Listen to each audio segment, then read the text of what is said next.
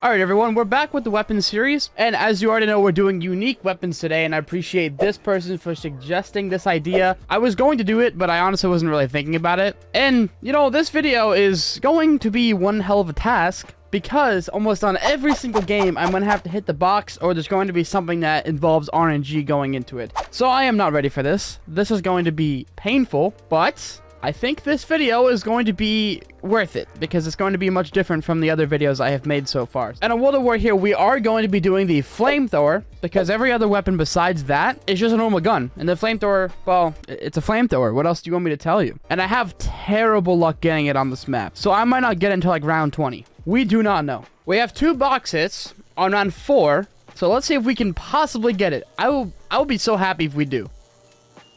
Monkeys. What is our next one going to be? It's going to be the Molotov. Watch this. I am not wrong. I was wrong. Okay, now I have a good amount of points, so I'm going to try and get all the teleporters on before I start hitting the box again. There is 1 done. That is 2 done. And that is the final one finished. I'm also going to buy a speed cola and double tap because I want to and I feel like it. And then our next box is going to be the flamethrower just because I am that good at guessing.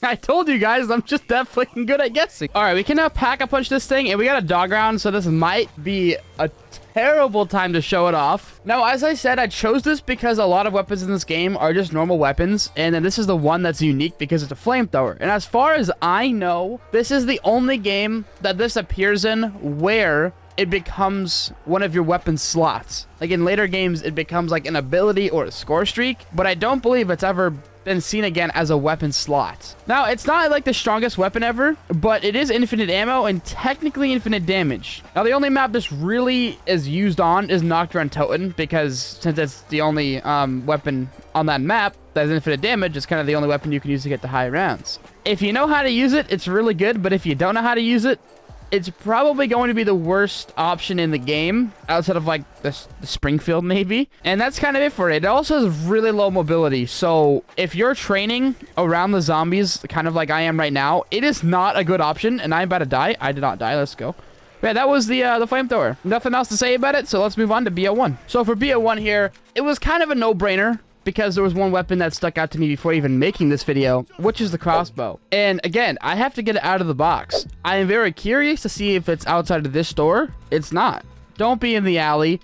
Please don't be. That'll not be nice. I don't want that. It's not even in the alley. It's in that room. Dude, that's terrible. Oh my god. That is like the worst spot you can have the box in on this map. We got 1 box hit, and I guarantee you it's going to be the crossbow because I'm just that good.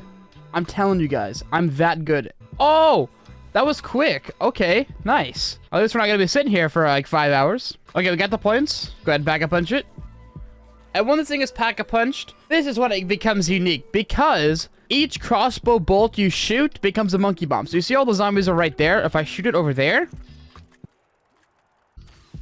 Okay, now let's try this one more time because I think the zombies just didn't have anyone to chase, so they didn't know where to go. So if I shoot a crossbow bolt, all the zombies get attracted to it. As you see, they're just kind of all surrounding that. Now, the damage is not great for that, but of course, you have basically like 13 free monkey bombs at your disposal. So it is amazing to have this thing. Now, there has been a few other weapons in the future games that have had monkey bomb effects. I honestly can't name you one off the top of my head, but I know there's been a few. I wanted to go for something that really had a purpose in this game, and the crossbow is, no, that weapon.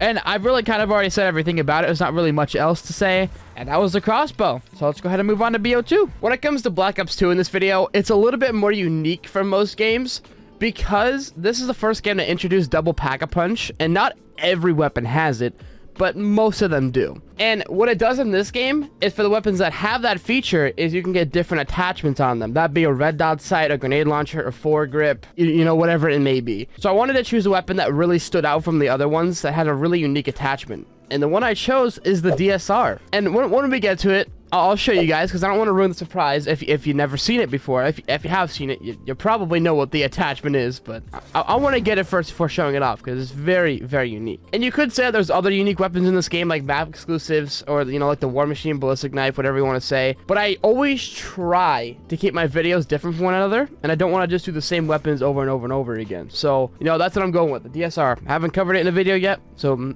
may as well do it. And if we get out of the first box hit, that will be absolutely nuts. I have no words.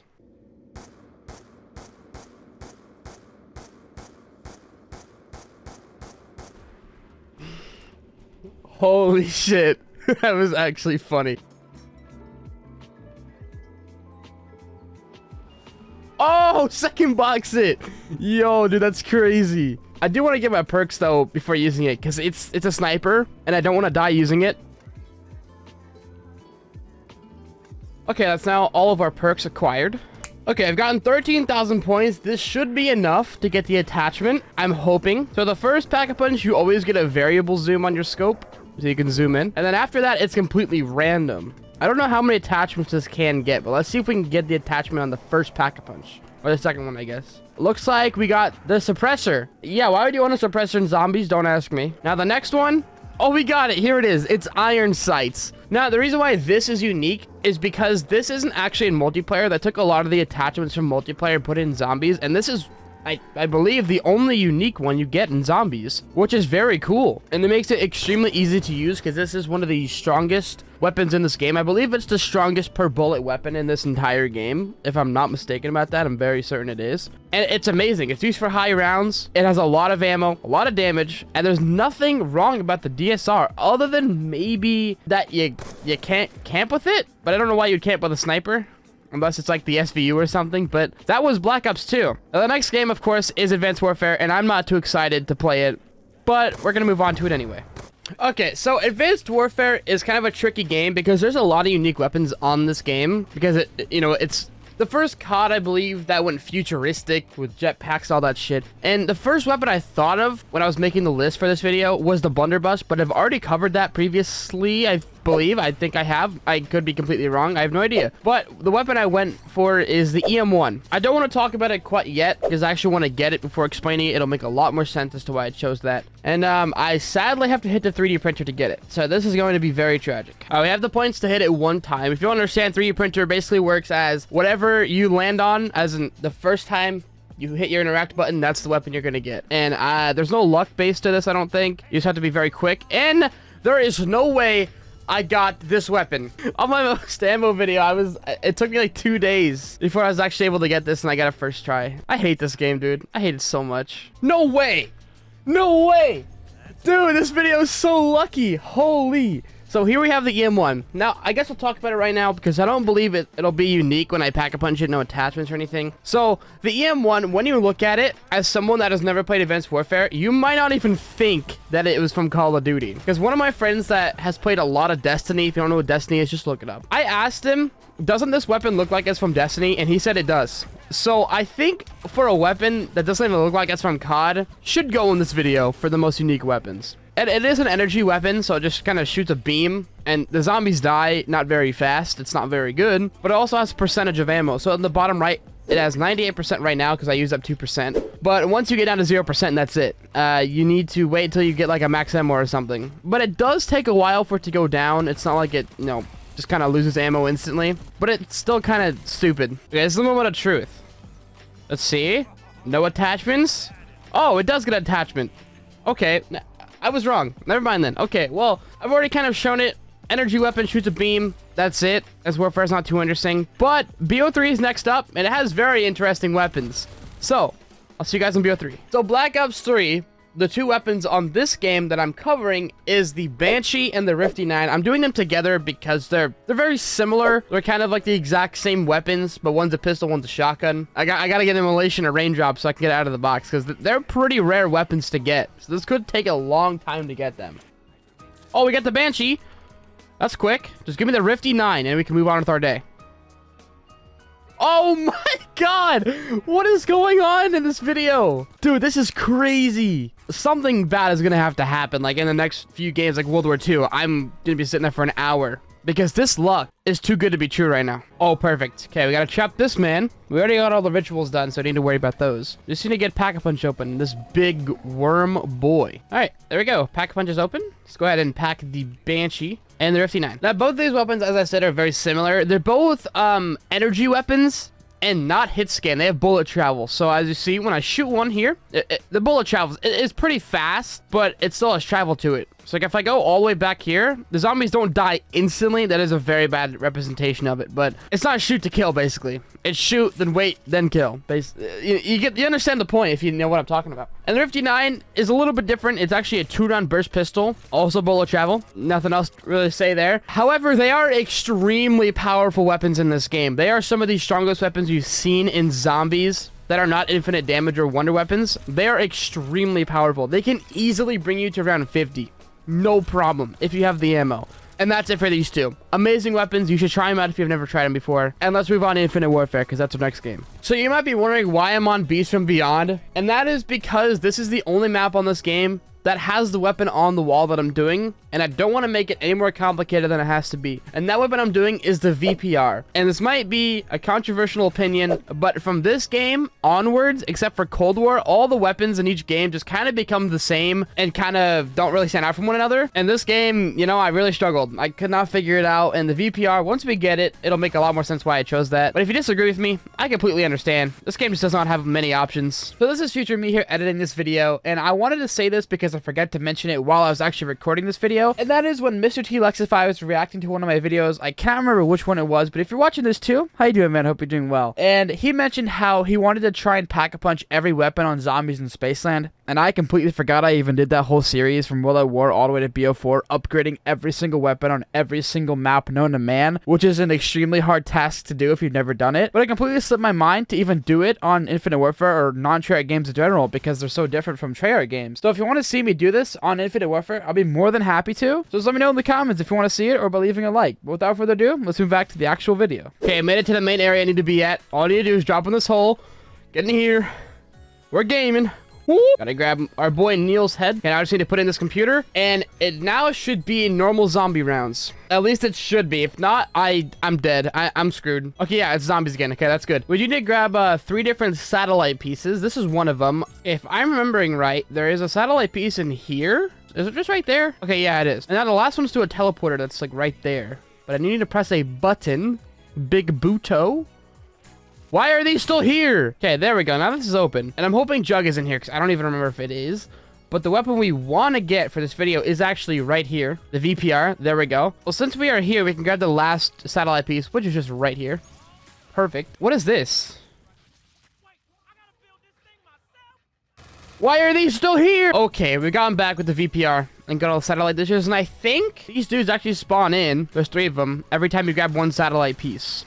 Makes a lot more sense now as to why they were spawning in. But now I can head over back to the spawn. Okay, I've gotten to the outside area, and all I have to do is come up to this, like, bridge area thing, and, well, apparently broken satellites can make you a bridge. We got the points to Pack-a-Punch, so let's go on this big teleporter here.